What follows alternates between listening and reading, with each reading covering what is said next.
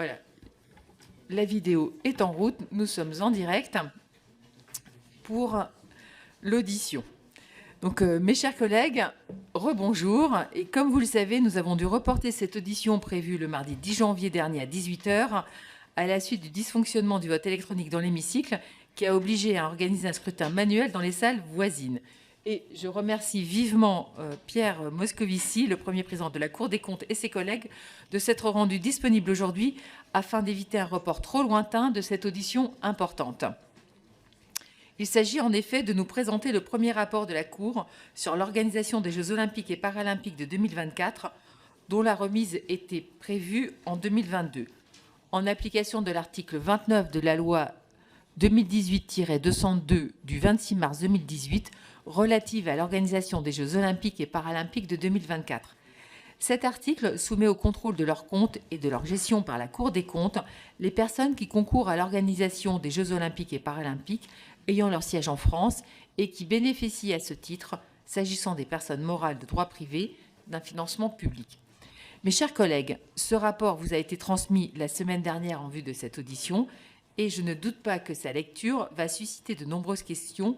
Aussi, je n'en poserai qu'une. À moins de 18 mois des Jeux, le COJO a lancé une partie importante de ces marchés publics qui représentent des opportunités économiques majeures pour les entreprises françaises. Quel regard portez-vous sur les modalités de passation de ces marchés au regard des engagements pris dans la charte sociale et en termes de respect des règles de la commande publique?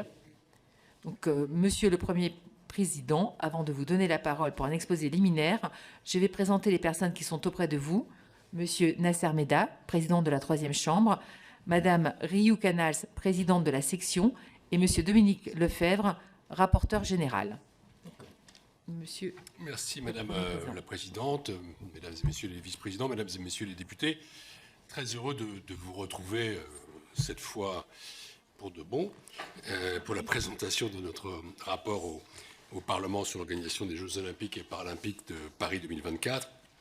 Je veux d'abord, puisque nous sommes encore dans cette saison, vous adresser mes meilleurs vœux pour cette année 2023 et vous assurer de mon attachement pour la mission d'assistance au Parlement que la Constitution a confiée à la Cour. Et j'aurai à cœur cette année, comme depuis le début de mon mandat, de veiller à l'excellente qualité de nos relations et à renforcer nos liens institutionnels avec cette maison que je connais bien, pour y avoir, dans une autre vie, appartenu pendant plusieurs mandats, même si je n'ai pas siégé pendant tous ces mandats. 2023 s'ouvre pour la Cour des comptes avec la publication aussi importante qu'originale de ce rapport relatif à la préparation des Jeux de Paris 2024. Et pour la présenter, j'ai en effet à mes côtés Nasser Meda, président de la formation Interjuridiction, qui a été créée pour mener cette enquête d'ampleur, et maintenant président de la 3e Chambre, Madame Riou Canals, et Dominique Lefebvre, rapporteur général, ainsi que Monsieur Le Mercier, qui doit être quelque part, qui est là, qui est un des chevilles ouvrières du rapport qui est conseiller référendaire en service extraordinaire. Avant de vous détailler les conclusions et les enseignements de ce rapport, je voudrais d'abord saluer le très gros travail fourni par les rapporteurs. Je veux également citer, outre ceux que je viens de présenter, les chambres régionales des comptes, notamment celles d'Île-de-France et de PACA, qui ont participé à ce travail commun avec les Cours des comptes. C'était nécessaire parce que vous savez que là sont les sites des futurs Jeux olympiques qui ne seront pas qu'à Paris, contrairement à leur nom. Je suis donc très heureux de vous présenter un travail inédit par son sujet d'abord, parce que c'est tout de même rare pour un pays, même le nôtre, patrie de Pierre de Coubertin, d'accueillir des Jeux olympiques et paralympiques. Le rapport est aussi original par sa forme, parce que la Cour des comptes a su et a pu accompagner l'organisation des Jeux dans une mission de suivi et de contrôle continu assez unique. C'est une forme de contrôle, presque d'évaluation itinérée, comme on dit, concomitante. Le rapport que je vous présente aujourd'hui est un rapport d'étape et doit être reçu comme tel. Vous l'avez rappelé, Madame la Présidente, cette mission exceptionnelle, nous vous la devons, puisque par l'article 29 de la loi olympique du 26 mars 2018 relative à l'organisation des Jeux olympiques et paralympiques de 2024, vous, Parlement, avez donné à la Cour mission, mandat de contribuer par ses constats et recommandations au bon déroulement des Jeux et à l'information des citoyens. Vous nous avez demandé d'identifier, chemin faisant, les défis qui restent pour réussir l'organisation des Jeux et pour en maîtriser les coûts. Cette innovation répond au caractère exceptionnel de cet événement, pour lequel l'exigence de transparence et d'exemplarité est particulièrement forte pour les Français. Compte tenu de cette mission, compte tenu de l'ampleur de ce sujet, la Cour a démarré ses travaux dès l'année 2019. Elle a choisi de conduire une série de rapports en temps réel et tout au long des préparatifs de l'événement, afin de vous présenter ce qui est en effet un premier rapport d'étape. Mais derrière ça, il y a une douzaine de contrôles qui ont déjà été réalisés, fruit des premiers contrôles engagés donc en 2019 jusqu'en 2021, sur le comité d'organisation des Jeux, le COJOP, sur la société de livraison des ouvrages olympiques, la Solideo, un premier référé, c'est une forme de lettre que le Premier président adresse au Premier ministre sur la gouvernance financière et budgétaire des Jeux, avait été adressé en 2021 au Premier ministre de l'époque, Jean Castex, qui connaissait bien la question pour avoir été auparavant délégué interministériel aux Jeux olympiques et par ailleurs membre de la Cour des comptes. Pour l'exercice de sa mission de contrôle, la Cour a constitué ce que nous appelons dans notre jargon une formation interjuridiction. Donc c'est plusieurs chambres de la Cour des comptes et c'est plusieurs chambres régionales des comptes qui a conduit 10 enquêtes sur la délégation interministérielle, la DIJOP, donc sur le COJOP, sur la Solideo, sur 2 thématiques fondamentales pour la réussite des Jeux, je vais y revenir, la sécurité et les transports, sur 5 collectivités territoriales qui occupent une place majeure dans la préparation des Jeux. Je tiens à préciser une chose pour vos questions et pour votre curiosité, qui est que la Cour ne contrôle pas le Comité international olympique, le CIO, qui est une organisation internationale non gouvernementale, qui n'a pas son siège en France et qui n'est donc pas située dans notre périmètre de contrôle. Bon, nous connaissons ses engagements financiers, mais nous ne les contrôlons pas. Au total, la Cour a formulé à l'occasion de ces différents contrôles une centaine de recommandations. Et nos constats, nos alertes, nos orientations ont déjà été en grande partie pris en compte par les différentes parties prenantes, parce que le fait de faire du simultané change un peu le rapport. Nous n'intervenons pas après, nous sommes là pendant, nous sommes en dialogue constant avec les différents acteurs, et je me réjouis de ce mode de fonctionnement qui correspond au rôle que la Cour des comptes souhaite jouer, que je souhaite le voir jouer aussi, pour accompagner la décision publique au plus près de ses besoins et actualités, en quelque sorte mettre davantage les mains dans le cambouis. La transparence est aussi un des leviers essentiels pour raffermir le lien de confiance, vous le savez, mesdames et messieurs les députés, qui est fragilisé entre nos concitoyens et les décideurs publics, et nous voulons y prendre toute notre part. Comme vous le savez, j'entre dans le vif du sujet, un siècle après ceux de 2024, les Jeux olympiques et paralympiques, les Jeux paralympiques n'existaient pas à l'époque, de 2024 sont un événement majeur dans notre histoire, pour notre pays, mais c'est aussi un événement majeur pour les finances publiques qui supportent une partie, certes minoritaire mais significative, du coût de cette manifestation.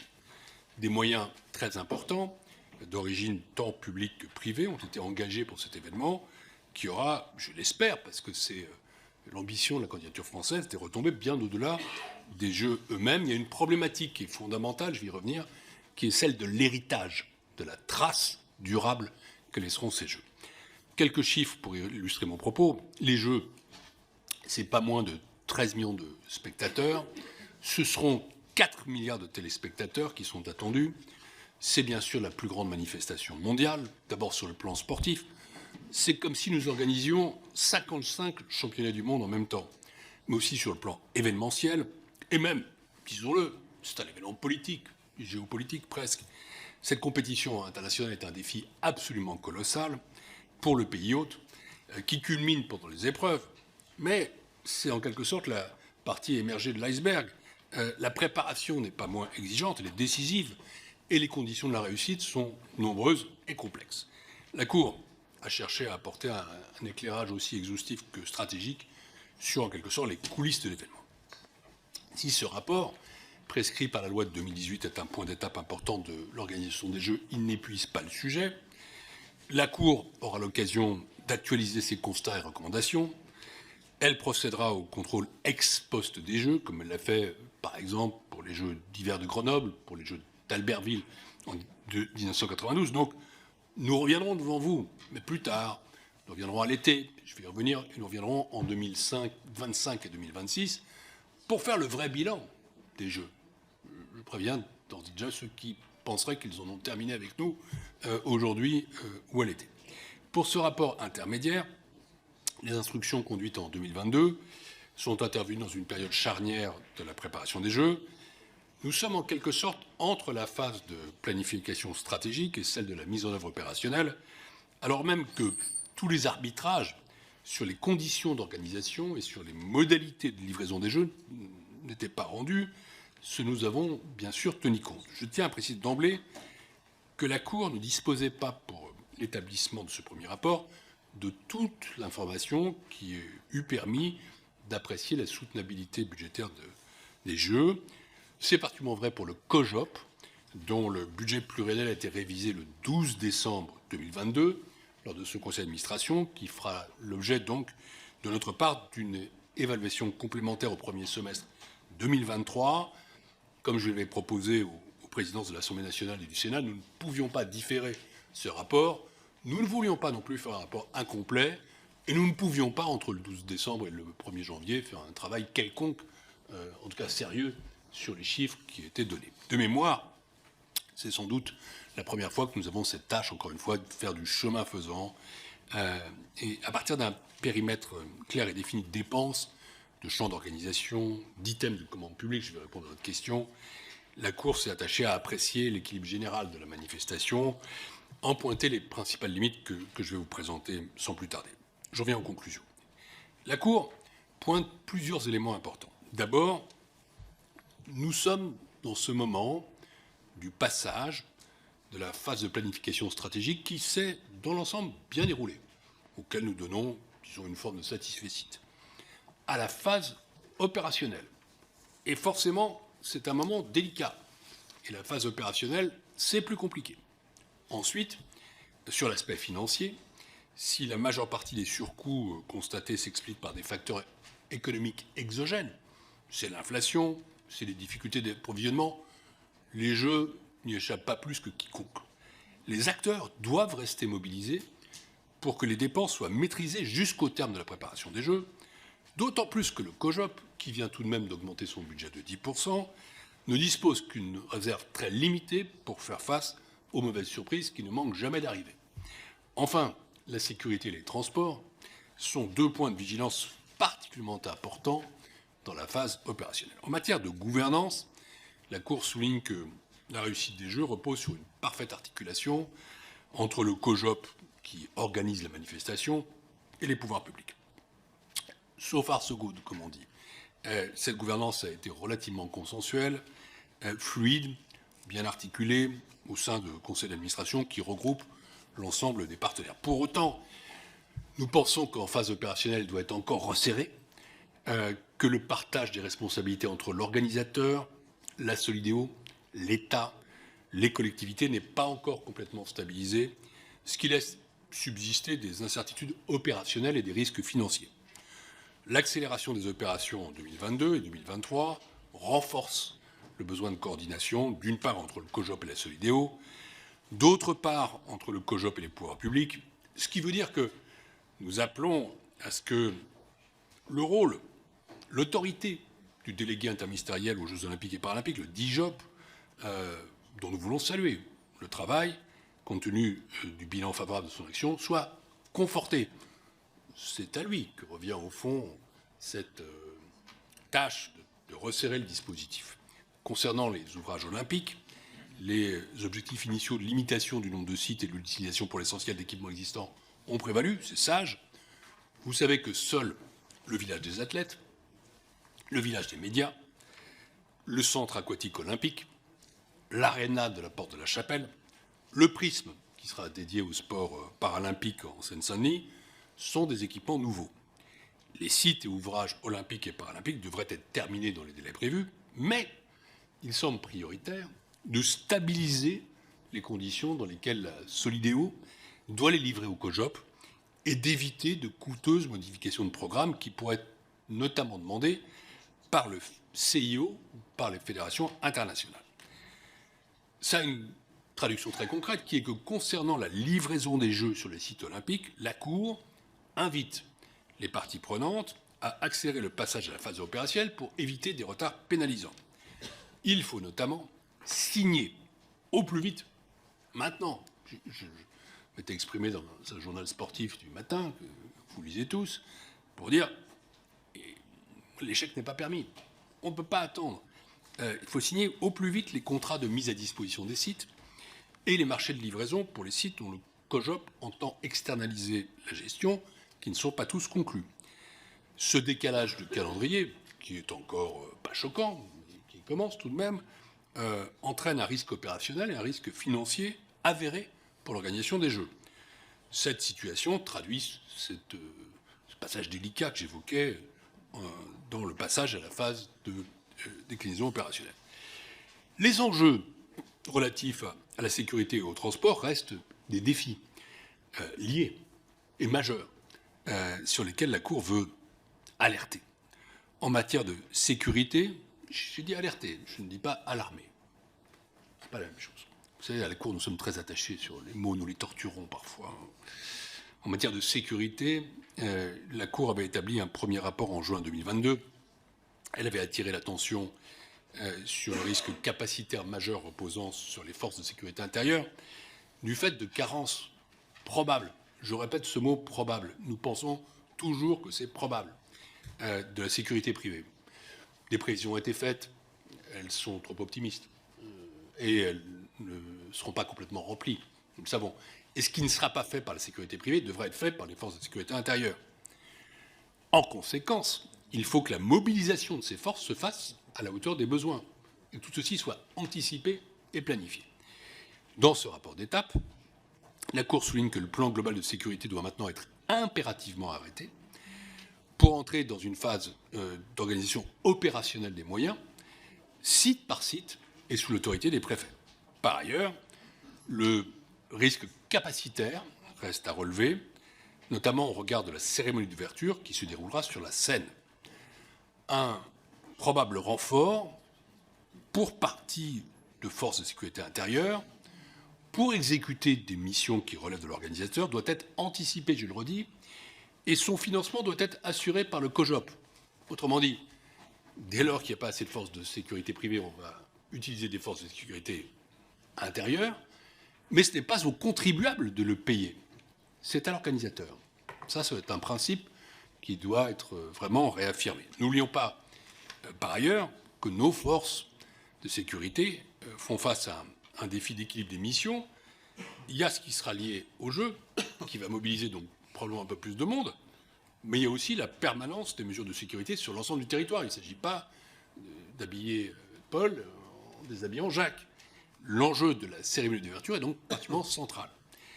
Quant à la bonne gestion des transports et des flux de personnes, là aussi, ça a été abordé dans un rapport en juillet 2022. Ça suppose évidemment une bonne articulation avec les enjeux de sécurité. C'est une condition sine qua non de la réussite des Jeux, tant à Paris qu'en région. Or, les risques de retard de livraison de certains projets structurants renforcent la tension sur le réseau existant. La Cour met particulièrement l'accent et aussi met en garde sur l'impératif d'achever à temps les infrastructures.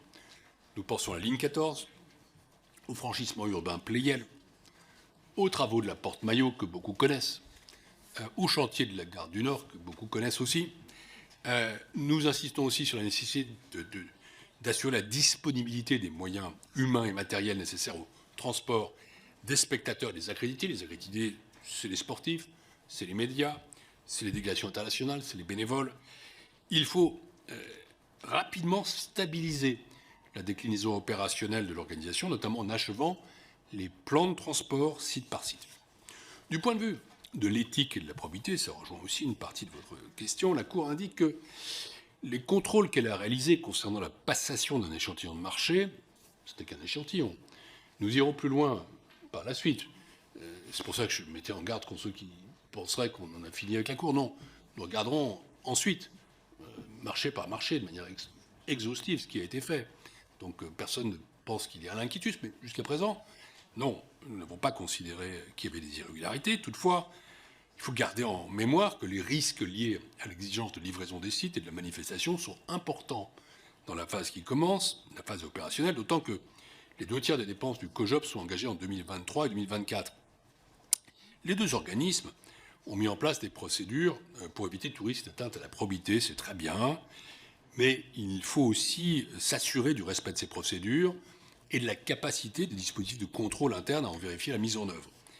C'est en particulier le cas du COJOP, qui est soumis au Code de la commande publique, qui applique des dispositions dérogatoires sur une part importante des marchés qu'il passe, pour lequel il n'est pas astreint au respect de ces règles formelles.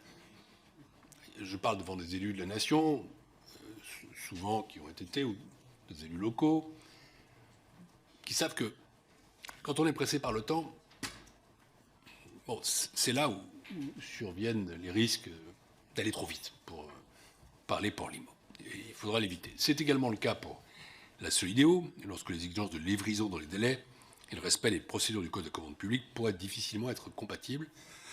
Nous l'écrivons noir sur blanc. Il faut anticiper, là aussi, c'est un des maîtres mots de notre rapport, ces difficultés et ces risques. Et je redis que la Cour, en toute hypothèse, en assurera le contrôle à l'issue des Jeux. Enfin, le COJOP et la Solideo porteront l'héritage, je redis ce mot, immatériel et matériel des Jeux. Qu'est-ce que ça veut dire? C'est la durabilité et c'est le renouvellement des équipements sportifs, notamment en Seine-Saint-Denis. Mais c'est aussi le développement de la pratique sportive. C'est aussi des mesures sociales qui visent à l'inclusion. Ce sont des programmes économiques en faveur des entreprises, de l'innovation, de l'emploi. Ce sont des mesures environnementales. L'État, vous le savez, a adopté ce qu'on appelle un programme héritage de quelques 170 mesures, dont le suivi incombe à la DIGOP, que nous n'avons pas regardé de près à ce stade, que nous regarderons bien sûr, qui gagnerait en tout cas, c'est notre seule observation, à être mieux hiérarchisé. 170, c'est beaucoup. Il faut savoir ce qu'on fait d'abord et donner peut-être quelques axes stratégiques lisibles. Les contrôles réalisés ou en cours n'ont pas véritablement approfondi ces sujets. Ça fera l'objet d'un rapport de la Cour après les Jeux. Au-delà de ces principaux messages, je veux aussi vous présenter nos principales conclusions à ce stade sur la soutenabilité budgétaire des Jeux. Il est clair que les investissements se sont avérés plus élevés que prévu, non pas en raison de dérives financières, les nez n'en sont pas, mais parce que les Jeux sont un catalyseur de projets, parce que c'est aussi l'occasion de réaliser des investissements attendus depuis longtemps par les territoires. Il apparaît de plus que l'équilibre financier du budget du COJOP n'est pas assuré de façon certaine. Enfin, le coût réel de la manifestation sportive ne peut en l'état être complètement déterminé. Je vais revenir un peu sur ces messages. Concernant la Solideo, la maquette financière établie en 2016 à 1,6 milliard d'euros prévoyait son indexation. L'inflation devrait conduire à un surcoût de 306 millions d'euros. C'est le double de ce qui pouvait être estimé à l'origine, du fait de ce que nous savons, c'est-à-dire l'accélération constatée de l'inflation en 2022. Par ailleurs, des financements complémentaires pour les investissements réalisés à l'occasion des Jeux dans une logique d'héritage s'élèveraient à près de 700 millions d'euros. La Cour constate que les engagements publics des cofinanceurs de la maquette financière à la Solideo sont tenus, sous réserve des tensions inflationnistes, mais cette évolution semble davantage résulter d'un effet accélérateur sur les investissements publics que d'une dérive des coûts. Concernant le COJOP, à présent, la Cour avait formulé plusieurs recommandations pour la révision du budget pluriannuel lors du contrôle réalisé cet été. Elle demandait que ne soient retenues que des ressources acquises en voie de lettres, s'agissant notamment des partenariats avec des sponsors, et que les risques identifiés, en particulier l'inflation qui va impacter de façon certaine le coût des Jeux, soient intégralement pris en compte. Le budget pluriannuel du COJOP, établi en 2018 à 3,8 milliards d'euros, conformément au dossier de candidature, porté en 2020 à près de 4 milliards d'euros, a été substantiellement révisé, c'est le chiffre que nous avons, lors du conseil d'administration tenu le 12 décembre dernier, pour être porté à 4,3 milliards d'euros. Ça fait tout de même une augmentation de 17,7% depuis 2018. La Cour préconisait de sanctuariser la réserve pour aléas de 315 millions d'euros. Elle constate que celle-ci a été réduite à 200 millions d'euros en parallèle toutefois de l'inscription d'une provision pour risque d'inflation de 75 millions d'euros. Nous tenons ainsi à rappeler que l'évaluation des coûts liés à l'organisation des Jeux est essentielle, d'une part en raison de l'objectif affiché dès la candidature d'organiser des Jeux sobres, ce n'est pas qu'un mot à la mode, au coût maîtrisé pour les finances publiques, et d'autre part en raison de l'exigence de transparence qu'impose l'acceptabilité des Jeux pour la population. L'acceptabilité des Jeux pour la population, c'est maintenant devenu un sujet compliqué. On a toujours été très fiers d'accueillir les Jeux. Les pays se pressaient pour cette manifestation, et c'est un très grand sujet de fierté pour la population française. Mais l'acceptabilité n'est plus gagnée d'avance maintenant. On va regarder, en effet, les nuisances qui peuvent naître, éventuellement l'organisation des Jeux, notamment dans les transports, les problèmes de sécurité. On va s'intéresser aux questions d'héritage, et on va regarder le coût. Et toutes ces variables doivent bien sûr être prises en compte si on veut que ça marche. Or, les chiffres avancés par les organisateurs des Jeux et les responsables publics de 6,9 milliards d'euros en phase de candidature, de 8,8 milliards à ce jour, ne peuvent pas être pris en considération par la Cour, d'autant que le budget du COJOP a été établi en euros courants, alors que celui de la Solideo est en euros constants en 2016. Pourquoi cela? Parce que les coûts que nous connaissons reposent sur des estimations fragiles, sur des périmètres mal définis de dépenses publiques et privées, ne comprennent pas non plus certaines dépenses, la sécurité, les transports, les autres dépenses d'investissement, de fonctionnement des collectivités locales. S'agissant plus précisément, et donc nous reviendrons sur tout ça, ce sera l'objet de nos rapports post-Jeux Olympiques. S'agissant plus précisément des financements publics identifiés à ce stade, qui vous intéressent au premier chef, ceci concerne pour l'essentiel la livraison des ouvrages olympiques. Il s'élève à 2,2 milliards d'euros. Seuls 171 millions étant attribués au COJOP pour l'organisation en tant que telle de la manifestation au titre des Jeux paralympiques. Au total, les crédits publics engagés pour le COJOP et la Solideo s'élèvent à 2,4 milliards d'euros, dont 1,3 milliard pour l'État, 1,1 pour les collectivités locales. Néanmoins, on peut anticiper que le coût public sera in fine sensiblement supérieur, qui pourrait être autour de 3 milliards d'euros, après prise en compte notamment des dépenses fiscales, des dépenses de sécurité, des dépenses sanitaires, des dépenses de transport, qui ne sont pas, à ce stade, dans les budgets du COJOP et de la Solideo. C'est pourquoi la Cour, ce n'est pas une critique, c'est un constat, n'est pas en mesure d'établir le coût réel des Jeux, son impact total sur les finances publiques, en l'absence de recensement exhaustif et précis des dépenses d'investissement et de fonctionnement liées aux Jeux, dont une partie d'ailleurs ne sera connue qu'après l'événement. Et donc, je vous renvoie au rapport ex post pour une véritable analyse du coût global des Jeux Olympiques et Paralympiques de 2024. Nous aurons donc l'occasion de nous revoir dès cet été pour un deuxième rapport complémentaire, et nous revoir après les Jeux pour faire le bilan de tout ça. La Cour estime essentiellement que la phase de planification stratégique des Jeux Olympiques et Paralympiques s'est globalement bien déroulée. Pour autant, elle relève des points de vigilance qui la conduisent à formuler 15 recommandations, alors que s'engage la phase opérationnelle d'organisation des Jeux et que, à 18 mois de leur ouverture, les risques liés à l'exigence de livraison des sites olympiques et de la manifestation ne peuvent que croître. Là encore, ce n'est pas une critique, c'est du bon sens. La Cour recommande d'abord de resserrer la gouvernance et de clarifier les responsabilités des partenaires sur les plans opérationnels et financiers. Par ailleurs, pour garantir l'éthique et le droit de la commande publique, où, je le répète, nous n'avons pas relevé d'irrégularités notables, nous alertons toutefois spécifiquement sur les risques croissants à l'approche de la tenue des Jeux, et l'impératif absolu de respect des délais de livraison ne doit pas conduire à des manquements au code de la commande publique. Ce sont des situations qui doivent être anticipées.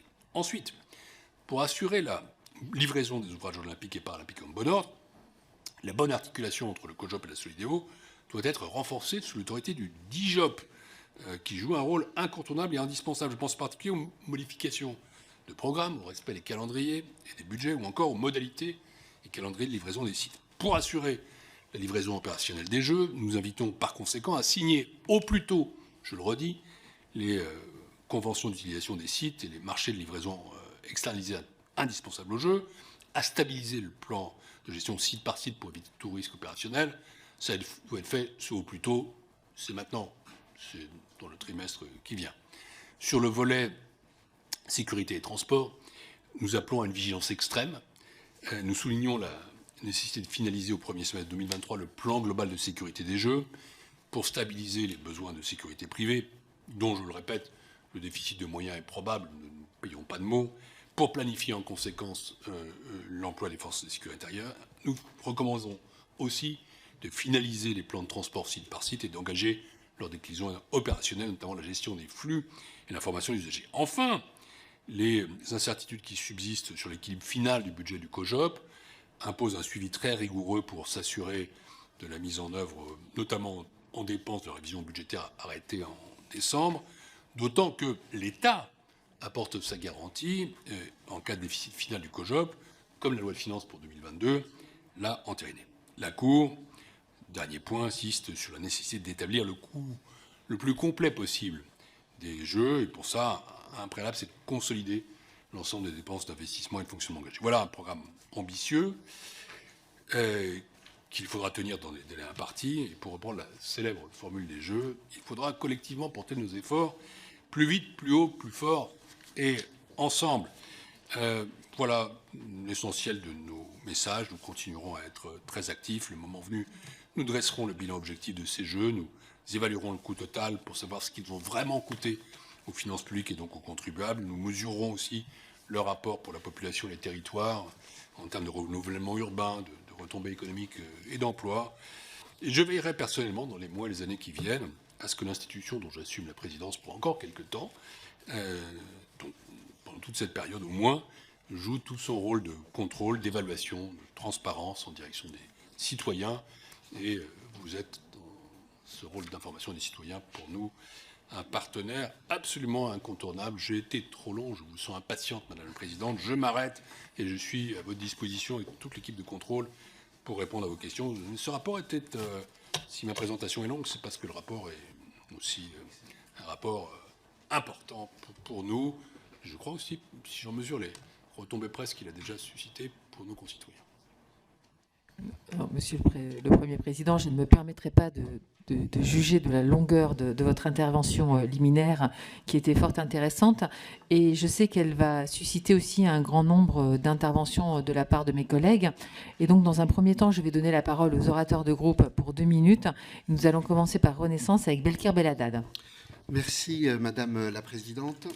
Monsieur le Premier Président, mes chers collègues, je veux vous remercier, Monsieur le Premier Président, au nom de notre groupe, pour la qualité de ce rapport qui était attendu, utile, et qui permet d'avoir un éclairage extrêmement précieux quant à l'organisation de ces Jeux Olympiques et Paralympiques Paris 2024. Je dois comprendre dans vos propos que très rapidement la stratégie des organisateurs est quelque part en phase avec les objectifs et que la dimension opérationnelle doit être un peu plus maîtrisée et accélérée.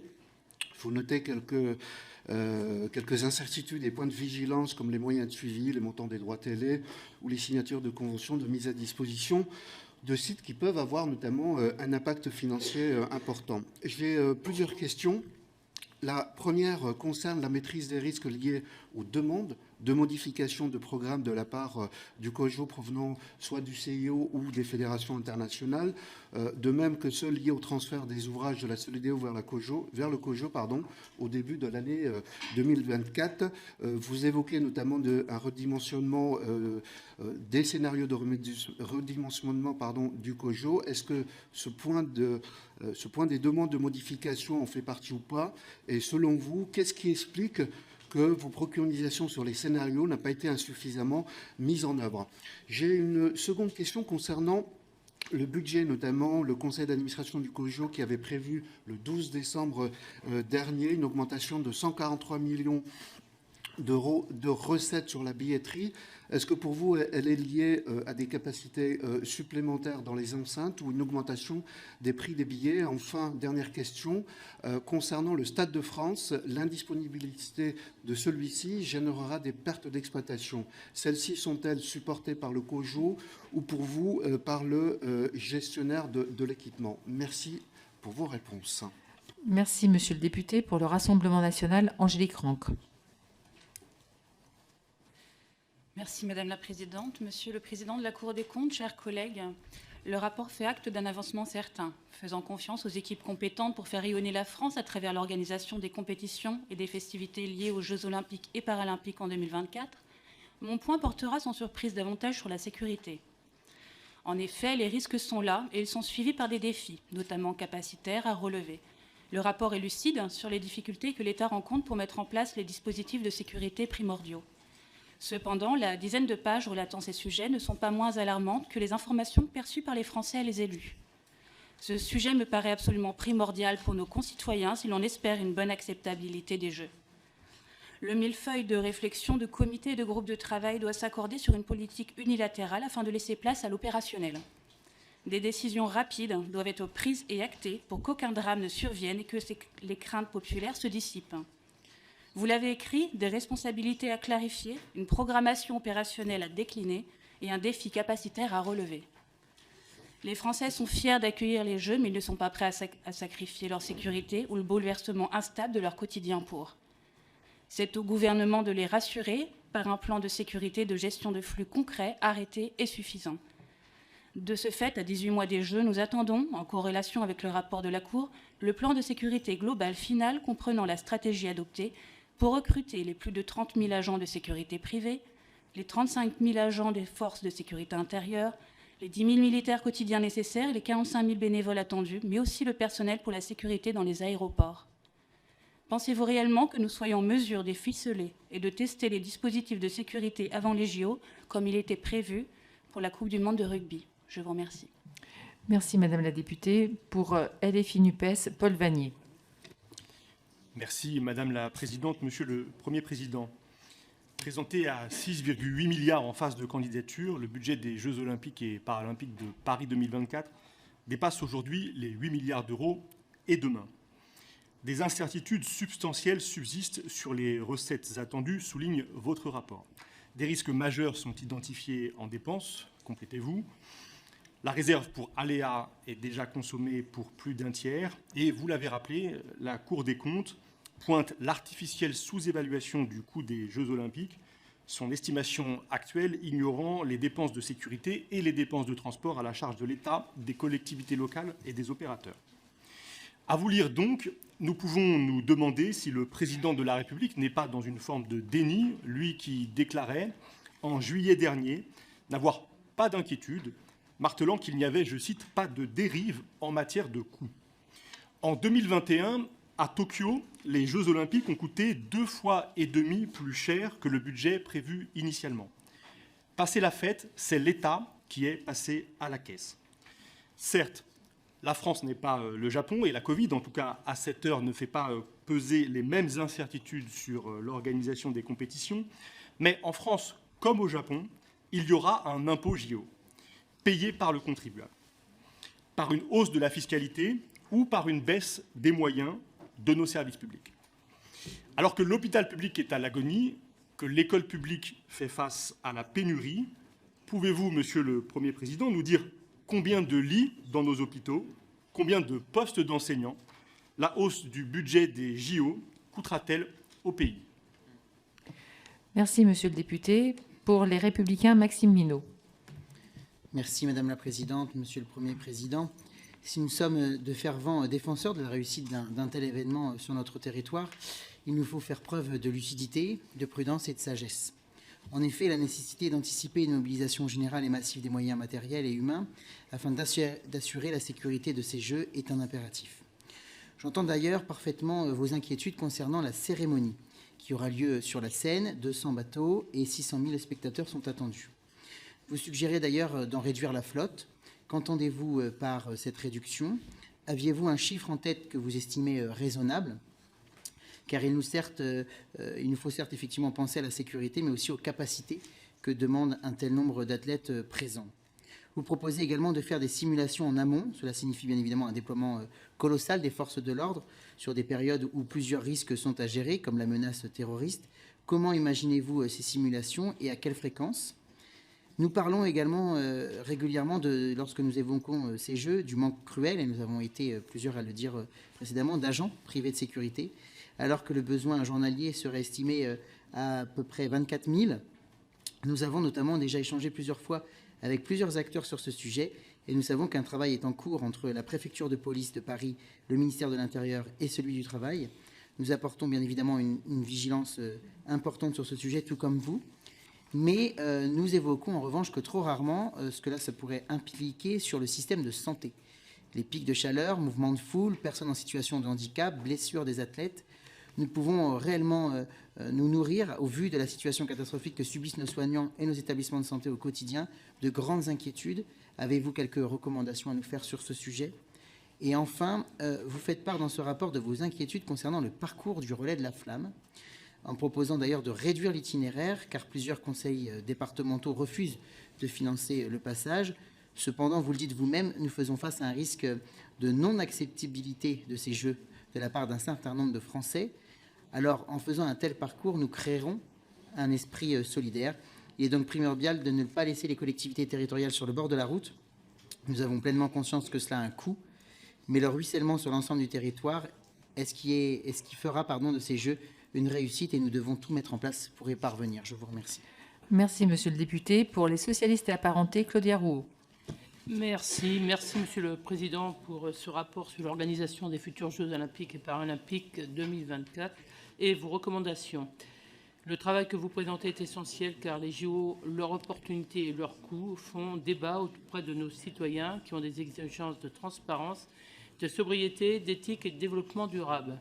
Il permet ainsi d'éclairer le débat public sur les défis qui restent à relever pour en réussir la parfaite organisation et en maîtriser les coûts. Et pour être allé sur les sites très dernièrement, je pense que ces enjeux sont partagés par le comité d'organisation. Je soulève toutefois une discrétion certaine de votre rapport sur un sujet qui est pourtant crucial, les conditions de travail des salariés sur le chantier. Alors même que plusieurs signalements ont été faits sur la présence de travailleurs sans papier sur le chantier du village olympique, nous regrettons que vous n'ayez pas conduit de contrôle sur cette question. Vos travaux auraient permis de nous éclairer sur la situation et auraient été l'occasion de faire des recommandations afin de s'assurer que le droit du travail soit bien respecté et les garanties des salariés assurées. Cela étant dit, je tenais aussi à souligner que je partageais vos inquiétudes sur les questions de sécurité. Vous mettez en effet l'accent sur l'insuffisance, voire probable, de la sécurité, et le récent exemple d'un match de la Ligue des Champions n'appelle pas à l'optimisme. Nous savons que les forces de CRS et de gendarmes déjà surmobilisées ne sont pas extensibles à l'infini. Alors que nous ne connaissons pas à ce jour leur taux de disponibilité des forces mobiles, pouvez-vous nous dire si des solutions alternatives sont envisagées ou même serait-il envisageable d'inciter le comité d'organisation à revoir la cérémonie d'ouverture qui, je pense que ça sera le moment le plus crucial au niveau sécurité. Et puis, vous l'avez dit, il est devenu indispensable d'inscrire les Jeux dans les politiques qui, au-delà d'événements, transformeront durablement les territoires dans lesquels ils se tiennent et les politiques publiques menées au service des populations. Alors que vous soulignez les faiblesses du programme Héritage, nous serons attentifs à votre prochain rapport de contrôle sur les politiques d'héritage au printemps 2024. Merci, Madame la députée. Pour Horizon et apparentés, Béatrice Bellamy. Merci, Madame la Présidente. Monsieur le Premier Président, le groupe Horizon se réjouit de votre participation à cet exercice qui permet d'évoquer un peu différemment l'organisation des Jeux olympiques et paralympiques 2024. L'année prochaine, nous avons l'honneur d'organiser cet événement mondial. Ce sera, à n'en pas douter, un moment marquant de ce mandat et un événement phare de ce début de siècle pour notre pays. Leurs organisations relèvent du défi et nous nous devons d'être à la hauteur de nos engagements. Nous le devons collectivement. D'abord, par l'engagement sportif pour que les athlètes disposent des meilleures conditions d'entraînement et de compétition. Ensuite, par les engagements associatifs pour que l'ensemble des bénévoles puissent être associés à cette grande fête à travers l'ensemble des départements et des communes. Enfin, par l'engagement financier dont vous êtes le garant du contrôle pour que la trajectoire initiale ne dévie pas. En effet, si l'engouement est certain, les incertitudes s'accumulent. Avec la période inflationniste, les tensions énergétiques, les crises géopolitiques, les sommes et moyens déployés laissent perplexes bon nombre de nos concitoyens. C'est pourquoi, en plus des exigences de transparence, de sobriété, d'inscription dans le développement durable que vous décrivez, nous ne devons pas oublier le travail d'héritage. Avec mes collègues du groupe Horizon, nous accordons une importance particulière à l'après-jeu, au lendemain de la réussite. Comme vous l'expliquez, la gestion post-JO est une des conditions de l'acceptabilité de cet événement. Nous avons pris acte de la création des différents plans de gestion dits héritage. Aussi bien l'État que la ville de Paris, le département de la Seine-Saint-Denis, mais aussi le comité d'organisation se sont engagés. Cependant, vous semblez juger la démarche du COJOP pour le suivi et l'évaluation des mesures pour l'instant encore peu abouties. Monsieur le Président, pourriez-vous nous parler des tableaux de bord dont disposera le COJOP permettant un suivi opérationnel de la politique d'héritage? Ces outils sont-ils déjà opérationnels? Ces tableaux devraient permettre de connaître le nombre d'opérations de bénéficiaires. Ils permettront de mesurer le succès des opérations, les coûts engendrés. Pensez-vous que ces supports seront suffisamment fiables et répondront aux attentes de transmission? Merci, Madame la députée. Pour les écologistes NUPES, Jean-Claude Roux.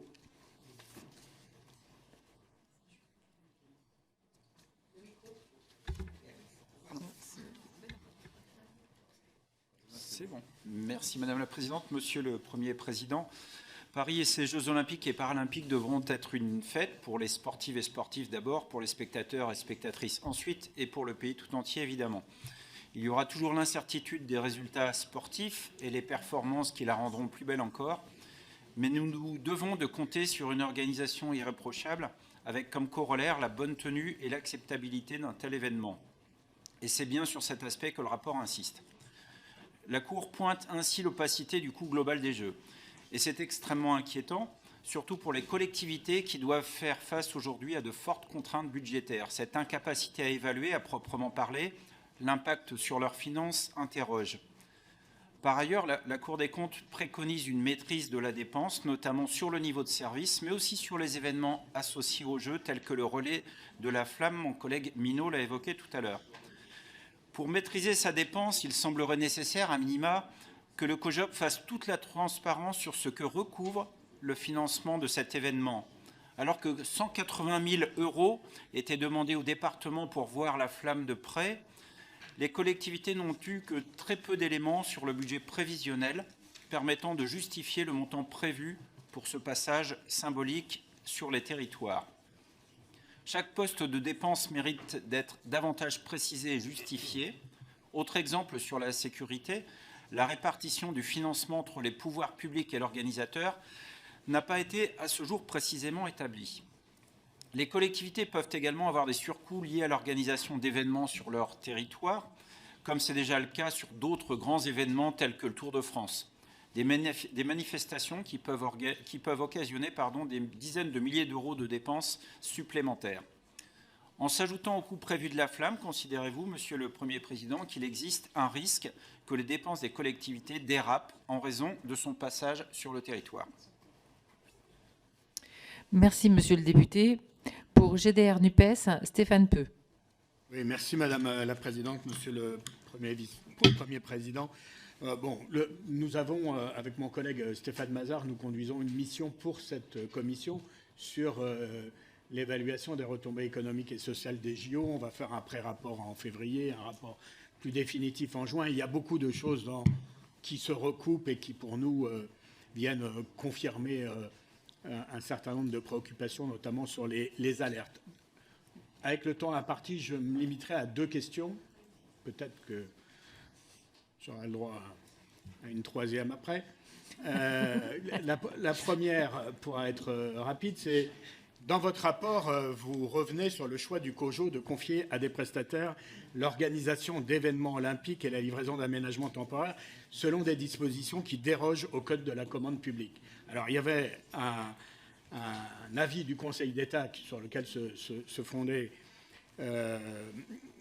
cette décision qui portait que sur les marchés des top partenaires ou des partenaires dits domestiques.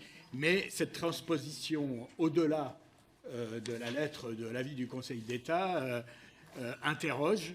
Et je voulais vous poser la question sur votre avis sur le sujet, sur le risque que cela comporte sur l'égalité de traitement des candidats, sur la transparence des marchés, sur la bonne conduite aussi budgétaire des Jeux Olympiques, d'avoir dérogé au-delà de l'avis du Conseil d'État aux règles des marchés publics. Puis enfin, je ne vais pas vous demander un avis politique sur la loi qui ouvre la concurrence des transports, notamment dans le réseau de bus parisien, mais puisqu'il y a une alerte, et notre mission la confirme sur les transports, pensez-vous, je ne demande pas l'avis sur la loi qui ouvre la concurrence, mais pensez-vous que la date du 1er janvier 2025, pour ouvrir à la concurrence les bus parisiens, et avec les risques que ça comporte sur les transferts de personnel et sur la difficulté à recruter et sur les transferts d'un groupe à l'autre, est-elle opportune?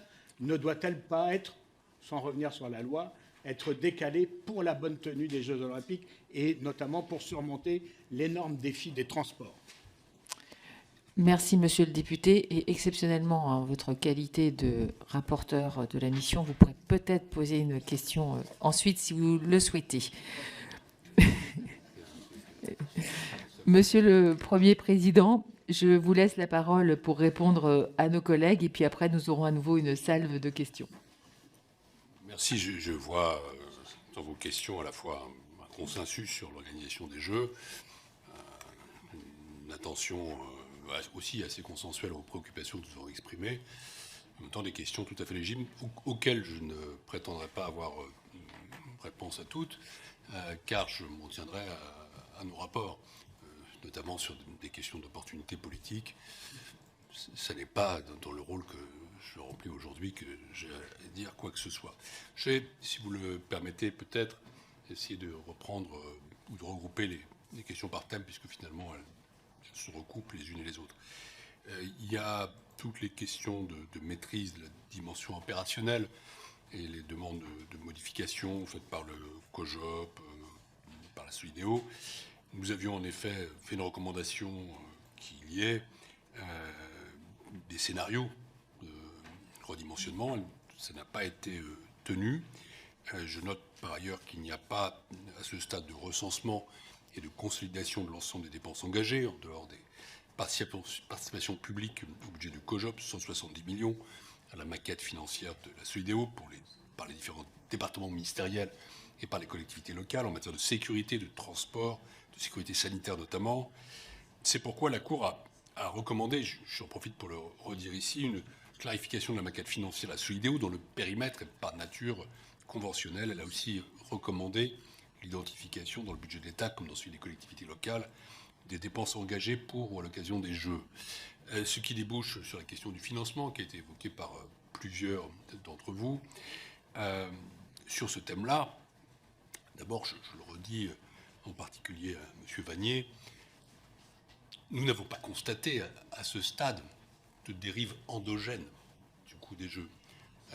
Il y a des dérives qui sont largement exogènes. C'est l'inflation, c'est les dépenses d'approvisionnement. Évidemment, l'organisation d'un tel événement ne peut pas être tenue à l'écart. Nous constatons aussi, comme vous, que le budget prévu a augmenté, passant de 6,9 à 8,8 milliards d'euros. Nous disons en troisième lieu que nous ne sommes pas en état actuellement d'établir, même de préjuger, je le dis à tous les députés, d'un coût complet des Jeux. Nous l'établirons ensuite. Faut-il en déduire qu'il y aura un impôt Jeux Olympiques et faire cette balance que vous établissez entre ce surcoût éventuel et tel ou tel nombre de lits ou de services publics? Je voudrais faire deux observations là-dessus. D'abord, c'est prématuré que de le préjuger. Le pire n'est pas sûr, s'agissant de la dérive budgétaire. Et troisièmement, malgré tout, là, pour le coup, je me tourne vers des choix politiques qui ont été faits par ceux qui ont décidé de l'attribution des Jeux, mais aussi par ceux qui ont posé cette candidature. Il y a une préférence qui s'est exprimée, un choix en tout cas, lorsque la France a déposé sa candidature. Maintenant, il faut l'assumer, et assumer aussi son coût. Donc, je pense que tout de même, il faut partir de l'idée exprimée par plusieurs d'entre vous que c'est un choix de la nation et que c'est une fierté pour les Français. Elle aura un coût, sans doute. Pour le reste, nous verrons ces sujets, je vais dire, ultérieurement. Mais la Cour, à ce stade, n'a pas repéré de dérive et elle suit attentivement les évolutions du budget. Elle note en particulier, et je le redis, l'épuisement des marges de manœuvre. Elle est très attentive, comme plusieurs d'entre vous l'ont dit, à l'arrivée de recettes supplémentaires. Et je pense à deux choses. Je pense à la billetterie. Je ne suis pas en état, monsieur le député, de dire quelles sont les causes d'augmentation des recettes de billetterie. Je pense aussi au sponsoring. De ce point de vue-là, on attend des grandes décisions. Ce sont des secrets de polichinelle, mais je n'ai pas, moi, à les trahir ici. Je ne suis pas positionné pour, d'ailleurs. Je ne suis le représentant d'aucune marque, d'aucun sponsor. La marque que je défends, c'est la Cour des comptes. Ça me suffit largement à mon bonheur. Mais bon, ça ne permettra pas de financer tout, mais ça devrait en partie, contribuer au financement des dits surcoûts. C'est pour ça que nous attendons encore ces éléments pour pouvoir avancer davantage. J'ai été interrogé sur le Stade de France, qui est un sujet en soi. Nous avons fait un référé en 2018. Nous avons constaté que le concessionnaire n'avait pas été associé aux engagements pris par l'État vis-à-vis du CIO sur la mise à disposition du stade pour les Jeux. Nous avons souligné la nécessité de faire prendre en charge par l'organisateur les pertes d'exploitation liées à la mise à disposition du stade. Le programme de modernisation du stade finalement retenu, qui ne pouvait pas, pour des raisons de calendrier et de délai, notamment avec la perspective de la Coupe du monde de rugby à l'automne 2023, comme deux coûts aller au-delà des investissements nécessaires pour les Jeux, s'établit à 45,7 millions d'euros. L'enveloppe donc était prévue initialement de 50 millions d'euros est respectée. En revanche, il y a eu un contrat de mise à disposition du stade pour la Coupe du monde de rugby qui répond aux recommandations de la Cour, mais le contrat d'utilisation du stade pour les Jeux n'est toujours pas signé à la date de dépôt du rapport de la Cour, en raison de ce qu'on sait, c'est-à-dire des échecs de discussion sur le marché de livraison des Jeux qui conduit le COJOP à reprendre directement en charge la gestion du stade pendant les Jeux. Et il faut que cette négociation s'achève, mais ça suppose que soient réglées les questions que vous avez vous-même soulevées, la question de l'indemnisation des pertes d'exploitation, d'une part pendant la période de mise à disposition exclusive pour les Jeux, donc juin-septembre 2024, mais d'autre part pendant la période qui va de la fin de la Coupe du monde de rugby jusqu'aux Jeux. En tout état de cause, là ce que nous savons, c'est que le coût de mise à disposition du stade sera nettement supérieur à celui sur lequel s'était engagé l'État en 2016. Et nous allons continuer, bien sûr, à suivre cette question. Une question qui vous occupe sur tous les bancs, et légitimement, c'est la question de la sécurité. Il y a d'abord un point essentiel, je veux dire qui est à l'origine de tout, qui est la question de la sécurité privée. La Cour a alerté sur ce point dès le printemps dernier. Elle a pris note des dispositions mises en œuvre tant par l'État que par le COJOP et par la branche de sécurité privée pour tenter de remédier à ce que nous connaissons, c'est-à-dire des difficultés structurelles de cette branche en France. Mais, je le redis ici, nous estimons prudent de prévoir des scénarios d'adaptation en cas de carence partielle, que nous continuons, je le redis, à considérer comme probable. Et de ce point de vue-là, il y a un autre précédent, certains ont évoqué Tokyo, qui est le précédent des Jeux de Londres, qui oblige à s'y préparer. Il y a donc ce que nous avons dit, c'est-à-dire un vrai défi capacitaire pour l'État, et la Cour a recommandé de faire monter en charge les réserves opérationnelles de la police nationale, de la gendarmerie, mais également d'anticiper les conditions et modalités d'appel aux forces armées. C'est la raison pour laquelle nous avons établi en juin 2022 un rapport d'observation sur les questions de sécurité, complété à l'automne par un rapport sur la sécurité des transports, la gestion des flux et la sécurité dans les zones aéroportuaires. Nous notons que le plan global de sécurité, qui est préparé conjointement par l'État et par le COJOP, n'est pas encore définitivement stabilisé, qu'il doit impérativement être arrêté pour entrer en phase de planification opérationnelle et d'organisation des moyens. Donc nous allons dans ce sens-là, nous poussons dans cette direction, notant que le risque cyber est un risque qui doit également être pris en compte, et que le défi capacitaire de la sécurité privée comme de la sécurité publique reste à relever. Enfin, il y a une question au-delà du capacitaire qui est la question financière, car je redis que dans ce jeu, en quelque sorte, vase communicant, qui fait que le déficit probable sur l'appel à la sécurité privée va entraîner une mobilisation supérieure des forces de sécurité intérieure, ne doit pas se traduire par une augmentation du coût pour le contribuable. Parce que, monsieur le député, j'y reviens, dans le financement, il y a le coût global et le coût pour le contribuable. Et là, si on est amené, par carence de la sécurité privée, à appeler des forces de sécurité intérieure, alors il faut que ce soit le COJOP qui soit en mesure de le prix en charge. Le coût global de la sécurité de jeu ne peut pas, à ce stade, être clairement établi, mais nous savons que le budget a déjà été substantiellement relevé. Il le sera sans doute encore. Donc il y a pas mal d'incertitudes qui doivent être relevées. C'est la raison pour laquelle la Cour appelle à la stabilisation du plan de sécurité, site par site, sous la responsabilité du préfet, et toutes ces questions doivent évidemment être anticipées. Ce n'est pas un point d'alarme, je le redis, c'est un point d'alerte.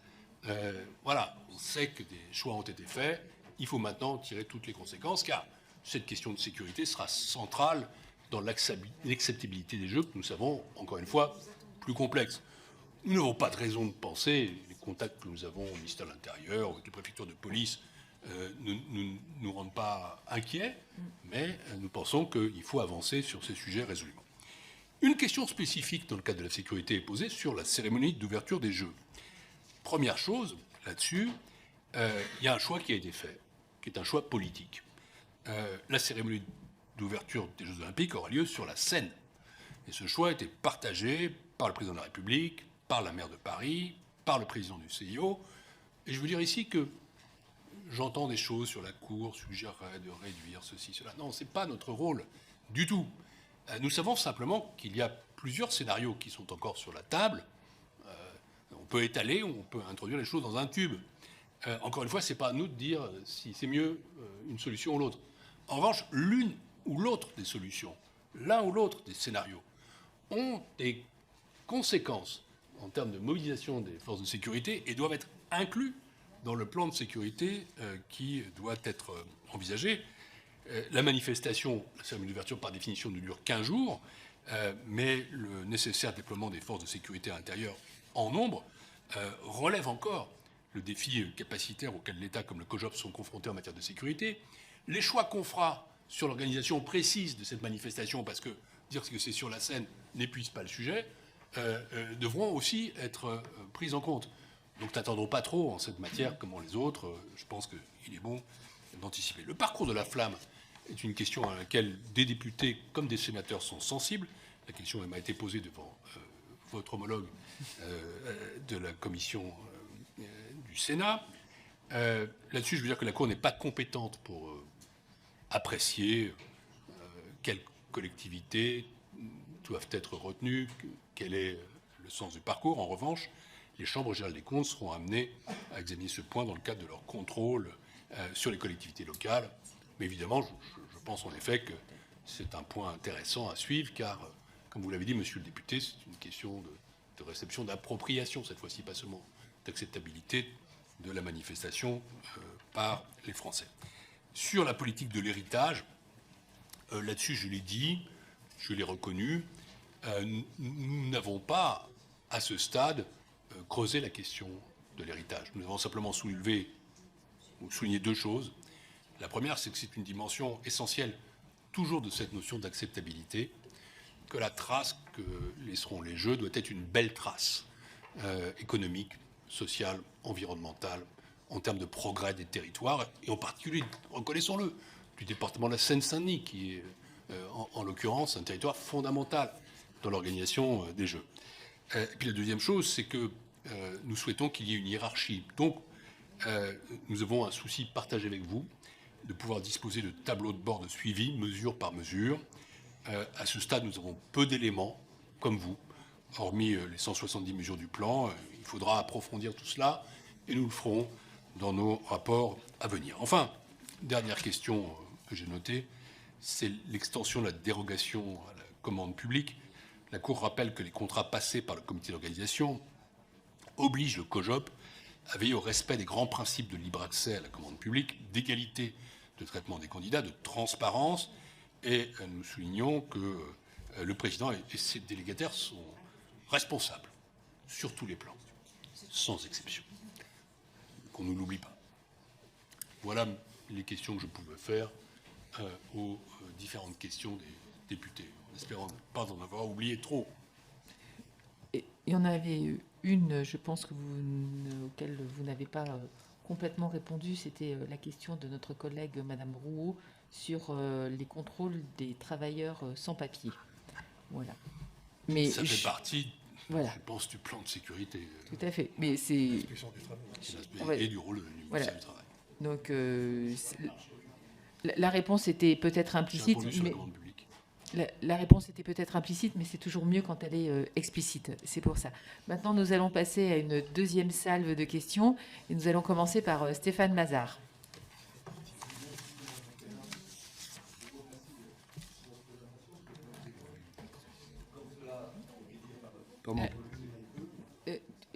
Recommence parce que tu n'avais pas de micro. Je recommence. Et je vous remercie une nouvelle fois, Madame la Présidente, et je vous remercie une nouvelle fois, Monsieur le Premier Président, pour votre présentation. Comme cela a été dit tout à l'heure par notre collègue Stéphane Peu, donc la Commission des affaires culturelles a décidé de constituer une mission d'information sur les retombées économiques et sociales des Jeux olympiques et paralympiques.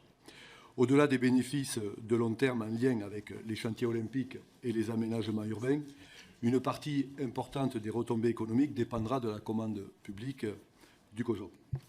Après examen de 18 marchés, le rapport de la Cour des comptes formule un certain nombre d'observations sur l'application du droit de la commande publique. Le respect des seuils est ainsi qualifié de point de vigilance.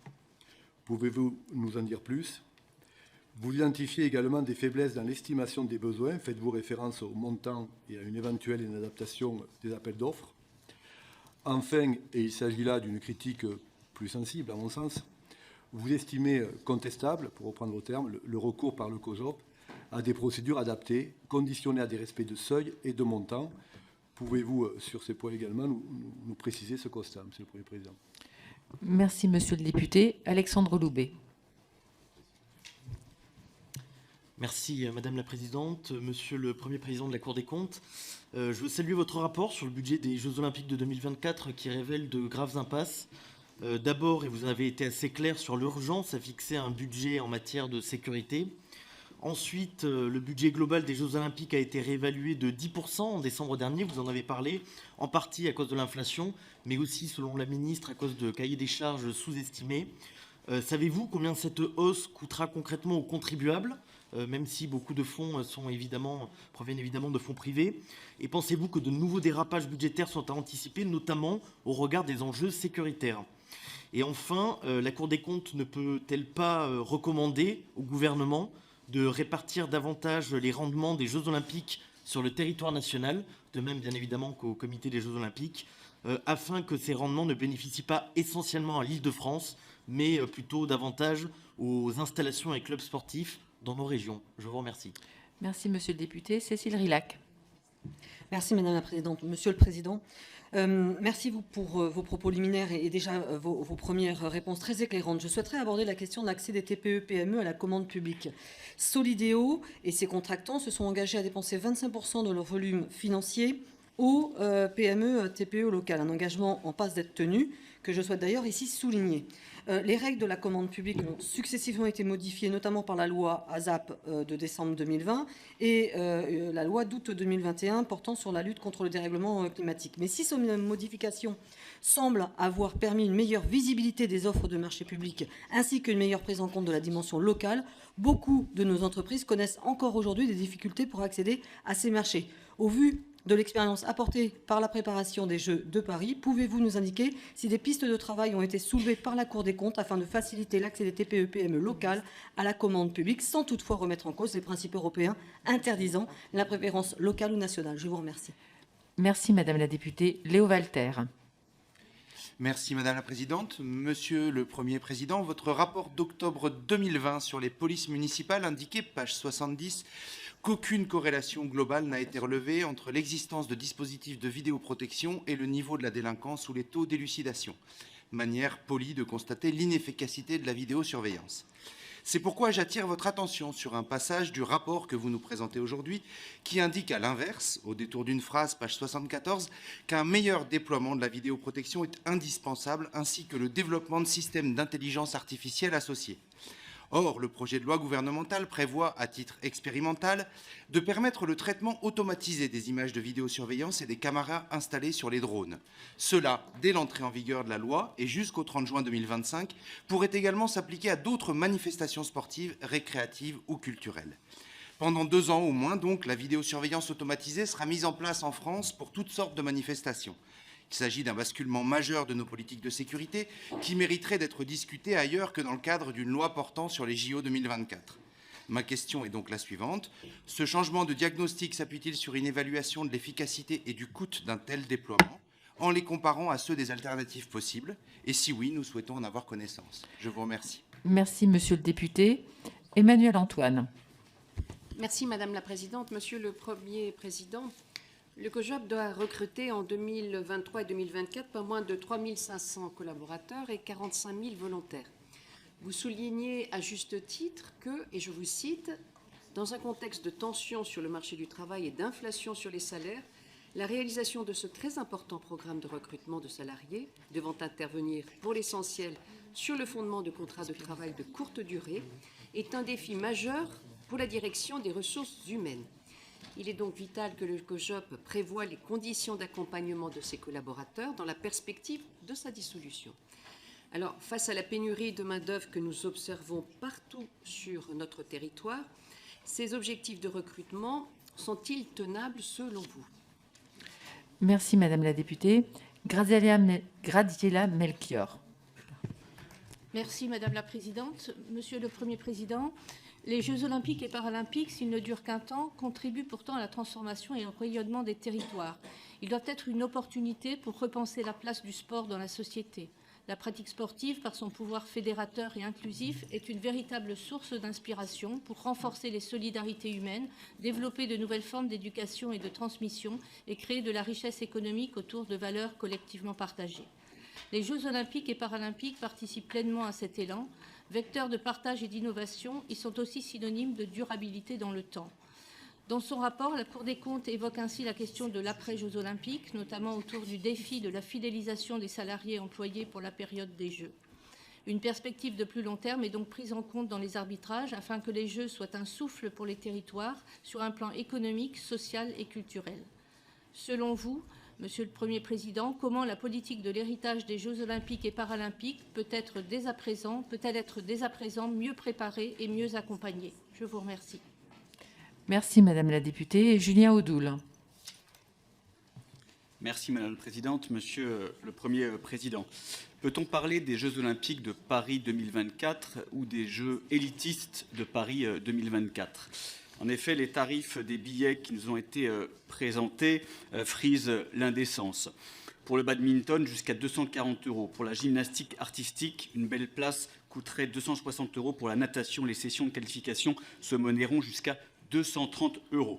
Dès lors, comment continuer à soutenir que les JO 2024 seront populaires? Afin de garantir l'acceptabilité et l'accessibilité des Jeux au plus grand nombre, la Cour compte-t-elle mettre en garde le comité d'organisation contre l'augmentation des billets qui exclurait les Français les plus modestes? Merci, Monsieur le député. Alexis Corbière. Merci, Madame la Présidente. Merci, Monsieur le Premier Président. Je reviens sur un sujet qui a été abordé tout à l'heure. Pour aller vite, comme élu de la Seine-Saint-Denis et du 93, comme on dit couramment, j'avais déjà posé la question à Monsieur Cadeau, le délégué interministériel, il y a un an, et à Madame la Ministre. C'est la question de l'héritage. Monsieur le Président de la République se dit sensible à cet héritage. Tout le monde veut des Jeux utiles et responsables qui profiteront pleinement à notre département, la Seine-Saint-Denis. Mais derrière ce qualificatif d'héritage, combien d'emplois pérennes sont concernés? Combien sont qualifiants? Quel bilan de la clause de 25% des marchés devant être accessible aux TPE, PME en particulier du département? Cette question implique des indicateurs précis. Et précisément le rapport que vous nous indiquez dit, on en a déjà évoqué, mais j'aimerais qu'on y revienne, que le COJOP devrait mettre au point des outils de mesure de l'héritage, fin de la citation, tout en précisant que les modalités de capitalisation et de transmission des expériences acquises doivent également être précisées. Alors, Monsieur le Premier Président, vous avez dit tout à l'heure, nous n'avons pas à ce stade creusé la question, je vous cite, il faut laisser une belle trace économique, mais avouez qu'il faut aller sans doute plus loin. J'aimerais avoir à nouveau votre regard là-dessus, sachant qu'aux populations de Seine-Saint-Denis, beaucoup de choses ont été promises et que plus les champs s'approchent, plus l'on s'aperçoit qu'à ce stade, aucun critère n'est là pour évaluer que ce département bénéficiera de l'accueil des Jeux. Merci. Merci, monsieur le député. Frédéric Meunier. Oui, merci beaucoup Madame la Présidente, Monsieur le Président. Transparence, maîtrise des dépenses, exemplarité, clarté et maintenant sécurité. C'est vrai que c'était aussi notre demande, nous, en tant que députés. La Solideo construit des sites avec 64 infrastructures pour être livrés fin 2023. À ce stade, 96% du gros œuvre est finalisé. Le COJOP va alors prendre les bâtiments pour les aménager. Vous avez une réserve sur le coût financier de cet aménagement, je le comprends. Et la troisième étape, c'est l'héritage pour une reconversion. Et c'est vrai que là, on est un peu dans le flou, même si la visite que nous avons faite la semaine dernière sur le site olympique nous a permis de réaliser que quand même tous ces milliards qui étaient mis sur la table allaient bénéficier directement à ce département. C'est une belle réalisation et ça fait plaisir de voir que ce département sera les premiers bénéficiaires. Ma question est simple. Vous nous avez parlé tout au long de votre présentation de recommandations. Quelle est la force de ces recommandations? Voilà, quel est votre impact à travers vos recommandations? Merci. Merci, Madame la députée. Béatrice Piron. Merci, Madame la Présidente. Monsieur le Président, je m'associe aux remerciements qui vous ont été adressés pour la qualité et l'intérêt de votre rapport. Et je souhaiterais attirer plus particulièrement votre attention sur les mesures liées à l'héritage des Jeux, dont votre rapport indique qu'elles apparaissent en première analyse assez disparates de niveaux et d'enjeux très variables.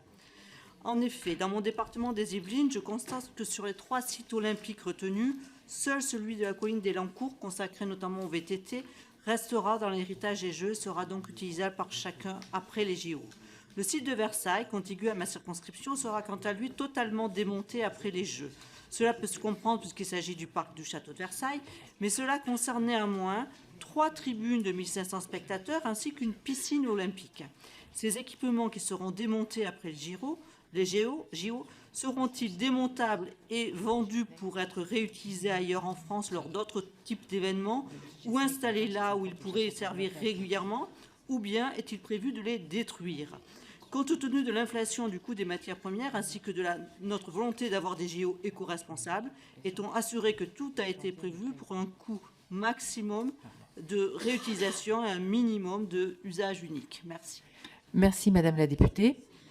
Stéphane Peu.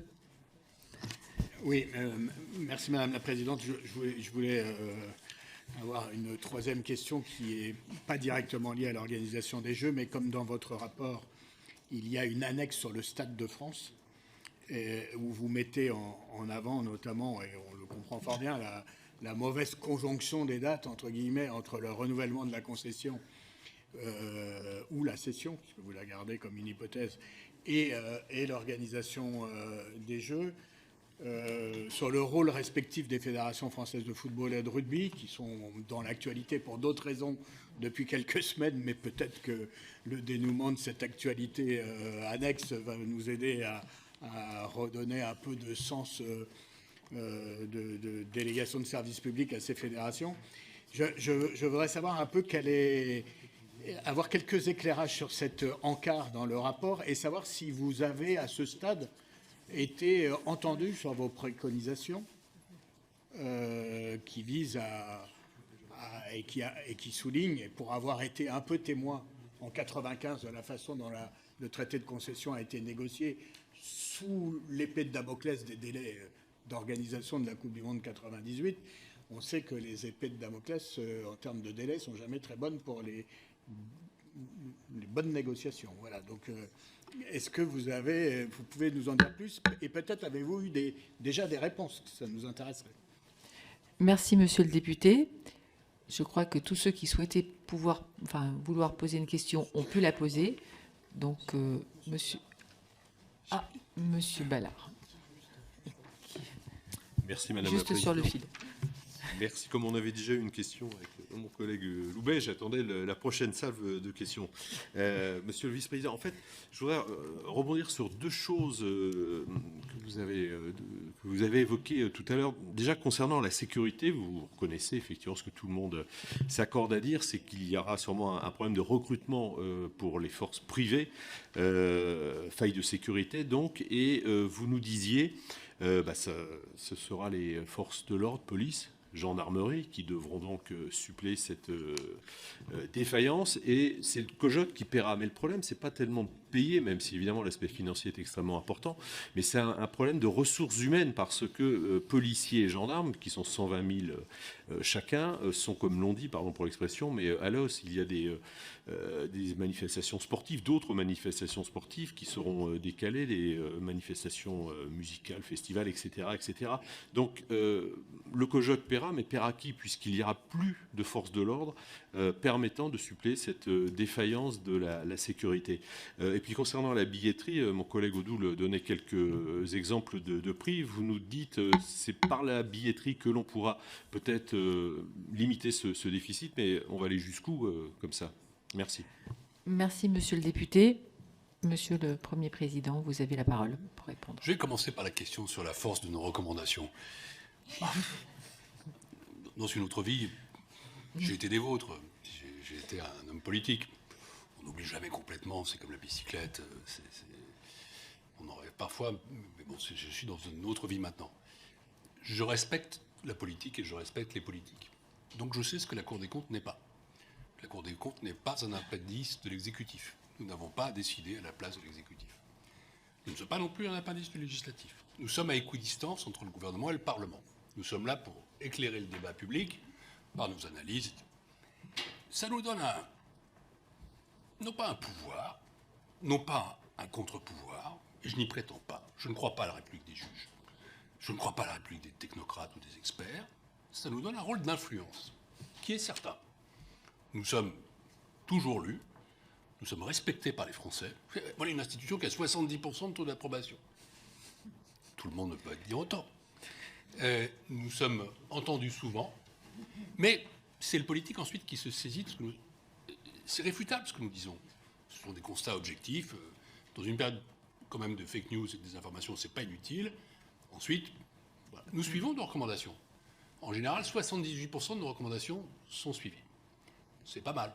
Je constate aussi qu'un certain nombre de grandes orientations ne sont pas reprises.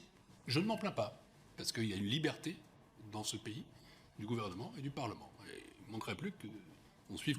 Je n'aimerais pas un pays qui soit dirigé par la Cour des comptes, à dire vrai. Ni par le Conseil d'État, ni par rien. C'est un équilibre démocratique. Nous sommes une institution de la République. S'agissant de ce sujet particulier, je pense que nos recommandations sont plus suivies. Pourquoi?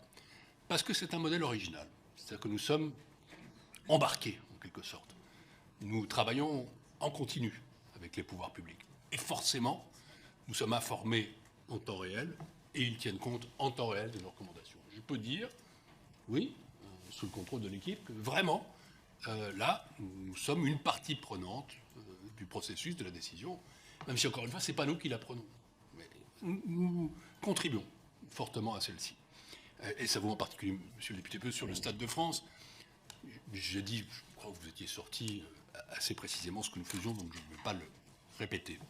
Je veux commencer par une question qui est fondamentale, que plusieurs d'entre vous ont posée, qui est celle de l'héritage, en particulier en Seine-Saint-Denis et sur les territoires.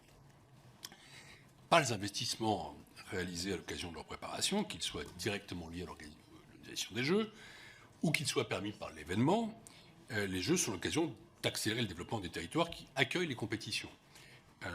En province, c'est Marseille ou Lille par exemple, comme en région parisienne, en particulier, monsieur le député Corbière, en Seine-Saint-Denis, où un effet rattrapage est attendu des Jeux, avec une ambition affichée en tout cas de réduire les inégalités sociales et territoriales. Vous n'avez pas tout à fait dit ça, mais je crois qu'on ne peut pas dire non plus que la Seine-Saint-Denis ne bénéficiera pas des Jeux, tout de même, parce que là, il y a quelques chiffres qui sont assez précis. 1,1 milliard d'euros d'argent public sur les trois au final, et je ne parle que sur les 2 cadres que nous connaissons, y est investi à l'occasion des Jeux à travers diverses opérations de renouvellement urbain. 80% du financement public de la Solidéo est dirigé vers le département, selon le délégué interministériel aux Jeux Olympiques. 2 tiers des opérations portées par l'établissement public sont situées en Seine-Saint-Denis, dans les plus grosses opérations, le village des athlètes, le village des médias, le centre aquatique, les ponts et passerelles.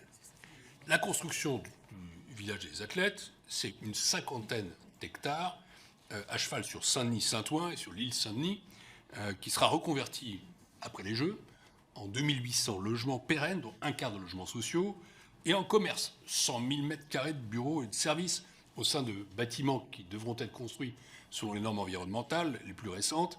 Et on attend 6 000 habitants et 6 000 salariés.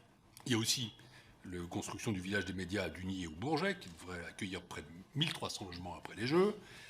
Il y a la construction de sites et de lieux d'entraînement, la rénovation d'équipements sportifs, la reconstruction du hall 3 du parc des expositions du Bourget, la réinstallation après les Jeux à Pierrefitte-sur-Seine et Sevran de 3 bassins de baignade utilisés à Paris et la Défense Arena. Il y a la réhabilitation après les aménages à Tour-Pleyel pour y installer un hôtel 4 étoiles et des bureaux au niveau du carrefour Pleyel. Enfin, il y a les aménagements de l'espace public, réduction des coupures urbaines, aménagement des bords de Seine pour les vélos et les piétons, enfouissement des lignes à haute tension au nord du village olympique, mur anti-bruit au sud de la 86, franchissement urbain Pleyel. Tout ça pour dire que, franchement, je pense qu'il se passera des choses en Seine-Saint-Denis. Ça ne répond pas à la totalité de la question. Et ce n'est pas totalement ce que vous vouliez dire, je le sais. Ni à la totalité des questions des députés. Et là-dessus, j'y reviens sur l'héritage en général.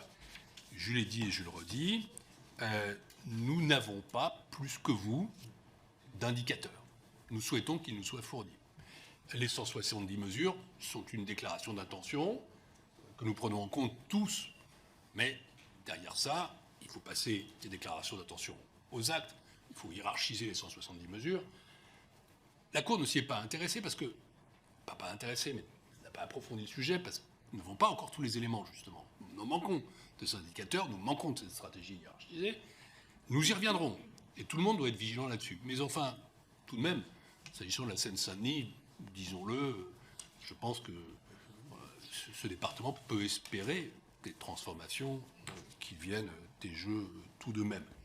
Des questions m'ont été posées sur la reconversion des équipements. Ce qui est démontable, ça fait aussi partie de l'équipage de l'héritage, devrait être réutilisé au niveau départemental. Là aussi, nous regarderons cela de plus près. Pour ce qui est de la commande publique et du respect des seuils de marché, à ce stade, nous avons procédé, je l'ai dit, à un petit contrôle sur un échantillon limité de marché, mais tout le travail reste à faire quand tous les marchés seront passés exécutés. Nous avons juste tenu à rappeler les règles de la commande publique, de manière générale sur la commande publique et sur l'accès des TPE-PME. La Cour et les chambres régionales des comptes conduiront un travail exhaustif ex post et nous veillerons notamment, c'est une question qui a été posée par plusieurs députés, à ce que le pourcentage de 25% soit respecté. Pour ce qui est du recours à la vidéosurveillance, question qui a été posée, je n'ai pas en tête exactement, pardonnez-moi, je ne peux pas vous dire ce que disait tout à fait le rapport sur la police municipale, je sais ce que dit celui-ci. J'imagine qu'il y a à la fois des changements de contexte et puis il peut y avoir aussi des appréciations différentes selon les équipes. Ça arrive. À la Cour des comptes, il y a aussi une certaine forme de pluralisme. Mais en tout cas, c'est un sujet qui sera débattu dans le cadre de la loi olympique, qui passe, selon nos informations, mardi au Sénat, dans la foulée à l'Assemblée nationale. Et c'est vous qui serez amenés à prendre les décisions de l'État et à poser à ceux qui prennent les décisions les questions. Il semble toutefois à l'équipe qui a conduit ce rapport, et je l'approuve, que ce sujet n'est pas à exclure des réflexions, même si après, toute une série de garanties doivent être prises. Et je peux comprendre les préoccupations qui s'expriment à cet égard. Sur le prix des billets, c'est vrai qu'il n'y a pas de billets pas chers. Ça relève des décisions du COJOP. Le rôle de la Cour n'est pas de se prononcer sur le prix des billets. Il est de se prononcer en revanche sur l'équilibre financier de l'opération. Et notons que toute baisse de la billetterie, alors je ne parle pas du prix des billets, mais du rendement global de la billetterie, entraînera des coûts indirects qu'il faudra bien compenser, ce qui veut dire que ce qui ne sera pas payé par ceux qui iront en jeu sera payé par le contribuable en pratique. Je voudrais quand même faire une remarque là, qui sort de mon rôle, mais qui est celle d'un citoyen, c'est que il nous arrive, à travers nos différentes vies et dans les différentes classes sociales d'avoir des loisirs pour autant qu'on le peut. C'est pas exactement la même chose que d'assister à une épreuve des Jeux Olympiques que d'aller au cinéma, parce que des films qui sortent, il y en a toutes les semaines. Les Jeux Olympiques, c'est tous les 100 ans. Et donc, il n'est pas totalement absurde que le prix d'un tel événement, compte tenu de sa rareté, soit un peu plus élevé. Après, il n'empêche que c'est une question qui peut être posée, et que je trouve légitime, mais il y a des gens qui iront au jeu, y compris avec des moyens modestes, parce que c'est quelque chose qu'on fait une fois dans sa vie. Je pense que ça joue, mais en tout cas, nous suivrons ça de près. Enfin, vous êtes revenus les uns et les autres, plusieurs d'entre vous, sur la question sécuritaire. Le ministère de l'Intérieur travaille sur des scénarios de montée en charge des forces intérieures, surtout en cas de carence de la sécurité privée. Et je redis que pour nous, cette carence est probable compte tenu de l'état de ce marché. Monsieur le député, ce n'est pas qu'en France que cette question se pose. C'est une question, en réalité, largement européenne. Il y a les précédents, pensons aux Jeux de Londres. L'éventualité d'un recours à la police, à la gendarmerie ou aux forces armées, comme dans ces Jeux, n'est pas à exclure. Dans tous les cas, si l'État fait à la place du COJOP, il appartient à ce dernier de compenser financièrement. Ça, je pense que c'est de bonne gestion. Mais, encore une fois, j'ai dit à plusieurs reprises ici, notre message qui était un message parfois d'alerte, mais pas d'alarme. Je ne partage pas tout à fait votre sentiment, mais c'est à l'État aussi de le démontrer. Nos forces de sécurité intérieure ont les moyens de faire face à ce défi capacitaire. Elles en ont les moyens en Île-de-France et le devoir. Elles en ont le moyen sur les sites des Jeux. Elles en ont le moyen sur tout le territoire. Ce sera sans doute un moment très tendu et un vrai défi pour nos forces de sécurité. Nous pouvons toutefois leur faire confiance. Mais, encore une fois, c'est un des messages que j'ai essayé de passer tout au long de cet entretien, de cet échange que j'ai eu avec vous avec grand plaisir, avec mon équipe. Le temps est le facteur clé. Ne perdons pas de temps pour prendre les décisions en matière de sécurité. Les défis sont là, les moyens d'y répondre existent. Ne perdons pas de temps. Merci, Madame la Présidente, Mesdames et Messieurs les députés. Oui.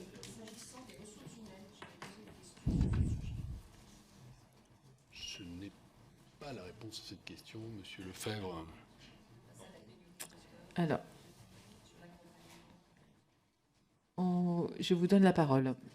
Merci Madame la Présidente. Madame la députée, dans l'instruction que nous avons faite, nous avons fait un certain nombre de recommandations au COJOP. D'abord parce que nous considérions que la direction des ressources humaines était sous-dimensionnée. D'ailleurs, depuis ce qui illustre le propos du président Moscovici, les effectifs de cette direction ont été remontés. Et effectivement, on a pointé... Ça fait partie de ce rôle d'alerte. Ils ont 3500 personnes à recruter en 2023-2024. Alors, il y a le discours qui consiste à dire tout le monde veut venir travailler pour les Jeux. Et nous, on répond que ça se fait à un certain nombre de conditions, qui étaient notamment le renforcement de la direction des ressources humaines. Ils font aussi appel à Randstad, et on a alerté sur le fait que le contexte avait changé, notamment il y a des tensions sur le marché du travail. Et donc, c'était un défi à relever, comme il y a un défi à la Solidéo de savoir garder jusqu'au bout ces cadres. Donc, ça se passe bien, il n'y a pas de raison que ça ne se passe pas, mais l'alerte de la Cour, c'était de dire... c'est pas naturel, ça va pas forcément se faire spontanément. Donc il faut y être extrêmement attentif, tant du point de vue du COJOP et de la Solidéo, que du point de vue des services de l'État. Voilà l'alerte qu'on a fait, mais on n'a pas d'éléments qui laissent à penser qu'ils ne seront pas recrutés. Simplement, c'est peut-être plus compliqué que prévu. Il ne faut pas partir de l'idée que, parce que c'est les Jeux, tout le monde a envie de venir travailler dans n'importe quelle condition. Et la réussite des Jeux, c'est ces 3500 personnes, mais c'est aussi les 45 000 volontaires, où là encore, le discours général consiste à dire « mais tout le monde veut être volontaire pour les Jeux ».